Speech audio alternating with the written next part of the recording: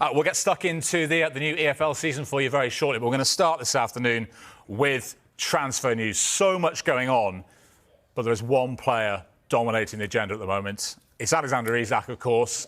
Liverpool having that bid. Will they come back with another offer? Isak not with the Newcastle squad in South Korea at the moment. He's been training on his own at his old club Real Sociedad in Spain, but is due back at the club on Monday. Will we have movement by then?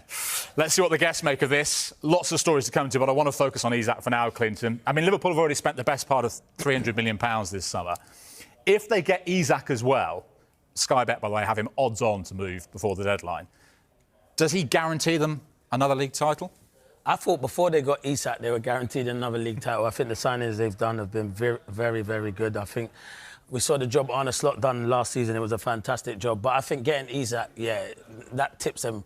They're favourites anyway, but even more so, you might as well give them the trophy like that. That's my opinion. It might not be everyone's opinion. It's not going to be everyone's in the Premier League and the teams that are fighting for it. But I think Isak, he's the real deal, Jules. He's got all the ability. It won't take him time because he's played in the Premier League for many seasons and delivered. He had an outstanding season last season for Newcastle. Newcastle would be devastated if they lost a player of that calibre. But for me, he's the real deal. He's the complete centre-forward. He can do everything. I think he's one of the best around in the world. That's a great finish. He give the ball away.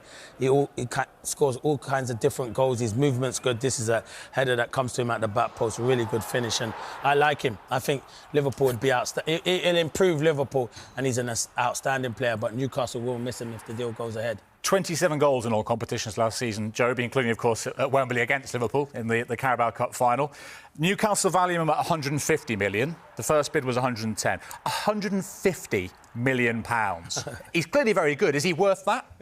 Oh, well, to Newcastle clearly is, Jules. I mean, you look at the importance with those goals, and probably without them, do they do what they did last year and get themselves into the Champions League? So they're in a really strong position, you know, in terms of the time he's got left on his contract. And, you know, he's as important to them as they say he is, and he's worth what they say he is because they're the ones with the power at the moment. So, listen, it's an awful lot of money, isn't it? £150 million. That would make him one of the most expensive players ever.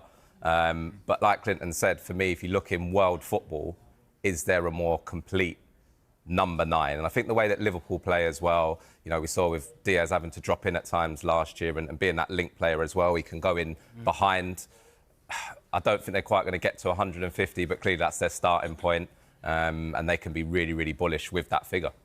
I'm sure the Evertonian on the panel is delighted to see news of Isak arriving at Anfield soon. I mean, Joby said in that, make him one of the biggest signings of all time. I think he'd be behind Neymar and Mbappe. He'd be third on the all-time transfer list. I mean, do you put him potentially, given he's still mid-20s, in that bracket? I think that's the thing, the fact that he's still mid-20s, he can still get even better. I think the only downside, if there is a downside, is the injury record. But in terms of, you know, the player that he is, exactly the same as what the boys have said. He is the complete forward, isn't he? He's got everything about him. Obviously, his goals, we saw some of them there.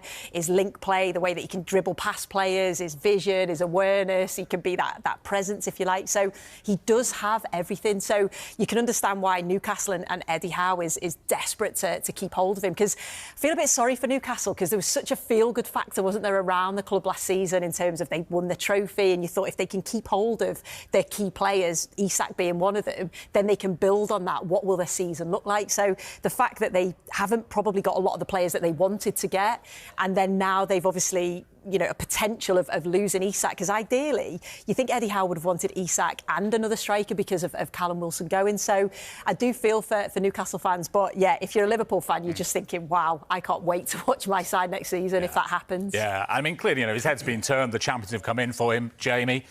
You know, the rest of the Newcastle team are out in Asia. He's been training at his old club in Spain, reported an injury, so couldn't go on the tour. How do you assess the way he's handling all this?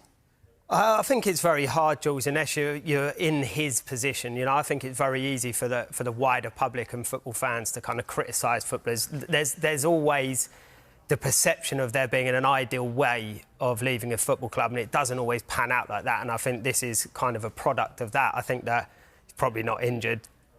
As we know, it's probably a bit of a tactical one. I think my gauge on it is that I know 150 million is a lot of money, and I don't think it will quite get to that point. But I think Newcastle have set a bar of 150 million in the interim, knowing that they're not going to pay it for them to try and source a couple of other decent strikers, and that's what it looks like is happening now. And I think if they can do that, I think they're going to probably meet somewhere in the middle with Liverpool, knowing that they've got a couple of people to come in. And I think there was talk of two, and I think Wissa might have been one as well. And if you get that, like Sue mentioned before, you did probably need two to compete. And I think at times Newcastle fell short when Isak was injured, that they didn't quite have that replacement. So for Newcastle fans, it might feel, you know, down in the dumps at the moment in terms of where the season might look. But you could spin it in a positive way and say you're going to get two players where we spoke about before, that if they can, I know then there might not be Isak, but together they could chip in and get to those kind of levels and keep them,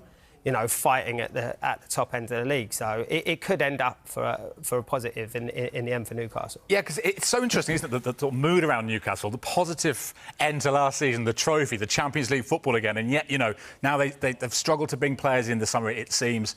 Isak, their main man, could be going. But as Jamie says there, Clinton, Mbappe left PSG, they win the Champions League. Coutinho, a few years ago, all Liverpool fans were panicking when he left, and it was actually the making of them. Could this be Newcastle's Coutinho moment? Oh, I'm not sure. If he goes. See, it's a hard one because Isak's leaving, but Isak's, no disrespect to Newcastle. Newcastle's a big football club. He's going to a better football club, in my eyes, that have better players in Liverpool. So it's a great move for him. You can understand why he wants to go to Liverpool. But at the same point, I'm like what Sue and the lads have said. I feel sorry for Newcastle because you're right, they had a great season. In particular, Eddie Howe, who's done a fantastic job there. I do think Newcastle's recruitment can be better. They've signed Elanga, who I think will be a good signing. And obviously, we're hearing rumours they're interested in Sesko, who's a very good striker. A bid's gone in for him. Well, let me tell you, he's a good striker. But do we know if he can come to the Premier League and hit the ground running? That's what we're going to need to have a look at. But we see some of his goals. He can finish. He's got good, as I say, he scores all kinds of goals, but it's a different league to the Premier League. The Premier League's the best league, but he'd be a good signing. And Jamie made a good point. Wissa is a very good signing, if they can get him. I'm not, Brentford fans, don't shout at the TV. I'm not trying to sell your best players. I know you've lost Mbuemo, but if a club like Newcastle come knocking, not being disrespectful to Brentford, and can offer him Champions League football, as a player, that's what you want to do, play Champions League football. So those two signings, if Newcastle can get it, I know if they lose Isak, they're not Isak kind of replacements, but they brought two in, and they've still made money on him, so it could be good business for them. Yeah, Wissa not involved, by the way, for Brentford in their pre-season game with QPR today, and we wait to see what happens with Sesko. A bid has gone in from Newcastle to RB Leipzig. He's not involved in their game today, just shy of £70 million, which is the sort of figure they were looking for. So that one could accelerate, and once Sesko's in the door, would that therefore open the door for Isak to move from Newcastle? They didn't win a Premier League game without him last season. Newcastle scored just one goal in those 4 matches he was missing as well. And it looks like he might be off. First bid rejected, though, by Newcastle yesterday. By the way, just to let you know, Callum Wilson, who, of course, left Newcastle this summer, has now completed a move to West Ham today. That is done.